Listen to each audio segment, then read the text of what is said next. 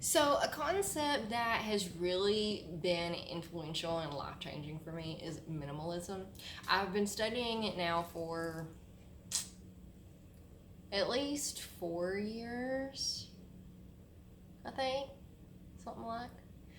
And there's a lot of misconceptions around it, and there's also a lot of things that people don't realize it does for you.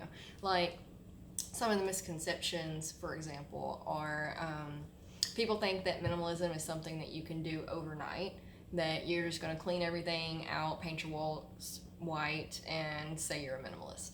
And it doesn't work like that, like at all. It's also not about perfection. Instagram is wonderful, but it has led to a lot of what's the word? Misconception.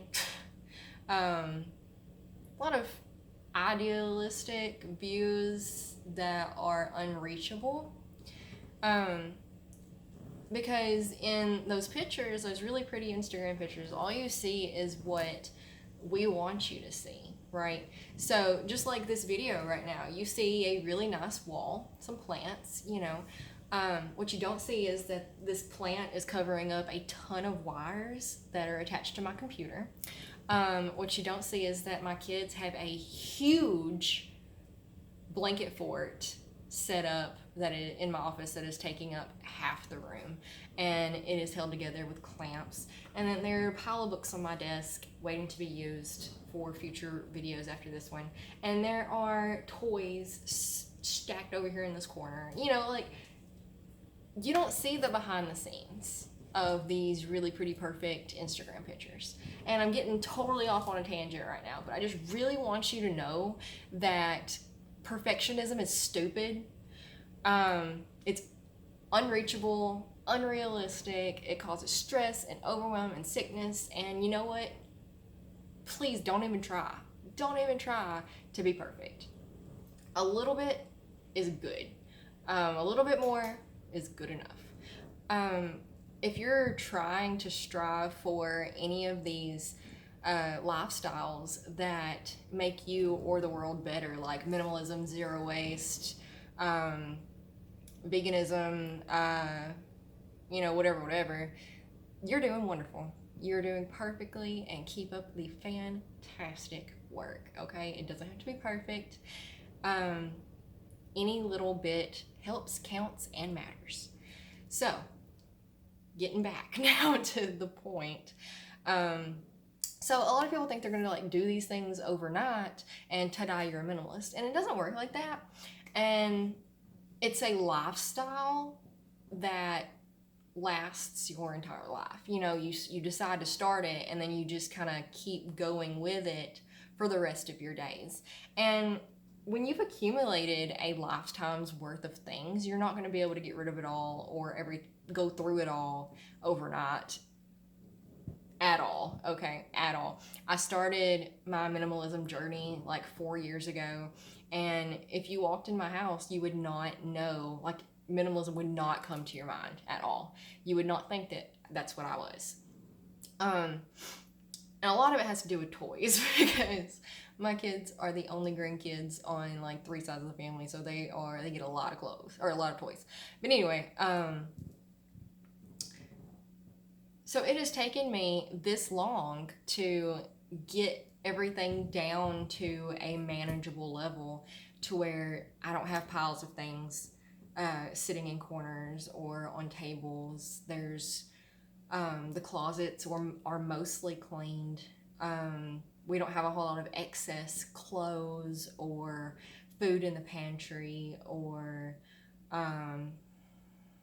stuff in the garage or whatever. And it's an ongoing process, okay? Because, for example, to clean out your closet and get it down to like the minimum, you're gonna have to clean out your closet like 12 times at least. And I'm going off of experience, okay? Because you go through it the first time and you get all of the things that you obviously are completely fine with throwing out or donating. Please donate if you can help, if you can. Don't just throw things in the landfill. But anyway, And then you have to go through it again a little while later and get the other stuff that you kind of thought you might wear, but it turns out you haven't in a long time. And then you have to go through it again, and you have to get all the things that you really love, but you just can't fit into it anymore. And which requires you letting go of the mindset that I will one day put this back on, or will one day wear this again, because that is a terrible mindset that is not helping any of us. It's not serving any of us, because here's another tangent for you. When you look at something and you're like, I'm going to fit back into that one day, what you're really telling yourself is that where you're at right now isn't good enough, and that you have to get to another point to be happy with yourself, right? And, for some people it might not be that deep, but for most of us it is. And, you look at your pre-baby jeans and you don't think, I'm going to save those so that when I am that size again, I'll have clothes to wear, matter of factly. You look at those jeans and you go, man, one of these days, I'm going to be able to fit back into those jeans. Like, yes, please, it's going to happen one of these days. And then 3 years later, they're still sitting there. You can't wear them still, and you just have to let it go, okay? Tell yourself that I don't keep anything that I may one day fit back into, okay? Or anything like that. I tell myself that if I hit a point one day where I'm that size and I need some more clothes because the ones I have aren't serving me, then I get to get new things. Yay. Yay for new things. New things are fun, right? When you need them. So that's a good thing to think about.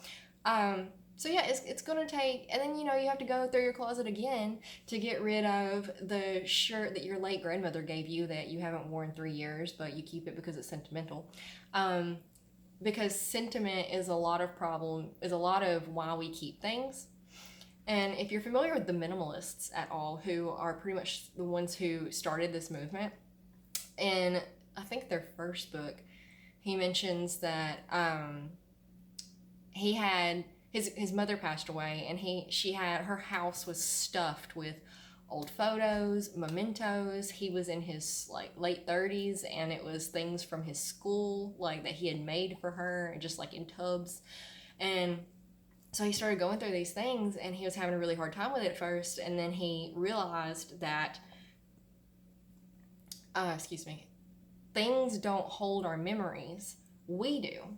And sure, things may remind us of these memories that we hold that we wouldn't otherwise think of, but if you really want to hold on to it that much, instead of holding on to stuff, take a picture of it. Take a picture of it, create a photo album, or even better, a file on your computer or in the cloud, or something like that, to where you can go back and look at these things if you like. But everything that you let go of creates a little bit more space, not only in your living area, but in your mind and body as well. You would be amazed at how much overwhelm is attached to the clutter in your home and your workspace. If you clean that clutter, you're essentially organizing your mind to be spaced out and free to breathe as well. It's creating space. In minimalism, is creating space in everything. The not only where you live, with the things that you own, but also in your mind. Minimalism can extend to your thoughts, to your online presence, to your filing systems, to your what you intake in your body, what you everything. Minimalism can touch every aspect of your life, and that's the part that a lot of people don't see the benefits of minimalism. They think, space, shiny white space, that's great. It feels nice. It does feel nice. But it also stems to these other aspects of who you are, and create space in other places. And when you start creating when you start creating space in your mind, in your living areas, on your computer, on your like what you do in a day, because you can minimize the tasks at hand and the things that you take on, and you really start to calm the overwhelm and anxiety, and you find contentment and happiness with what you already have and what you already are capable of. And from there, it just kind of expands and grows, and you find more benefits like saving money. Minimalism saves me a ton of money, which is insane because most people don't practice minimalism, and I am just like in shock at how people live because like if I'm not saving all of this money, I don't know how people afford the things they do. But that's a whole nother thing. That's a whole nother tangent. That's a whole nother video. But yeah, minimalism can help you out tons. I had this little online course, this little email course. It's called Mindful Minimalism or Mindful Minimalist or something like that. You can find it on my homepage on earthandwater.co, and it's right there. There's like some things down below in the About Me part. But that's where you find that. I will link it below if I remember. Might not. I'm really bad about that kind of stuff. But yeah, let me know what you think in the comments below. Like and subscribe, and catch the next video.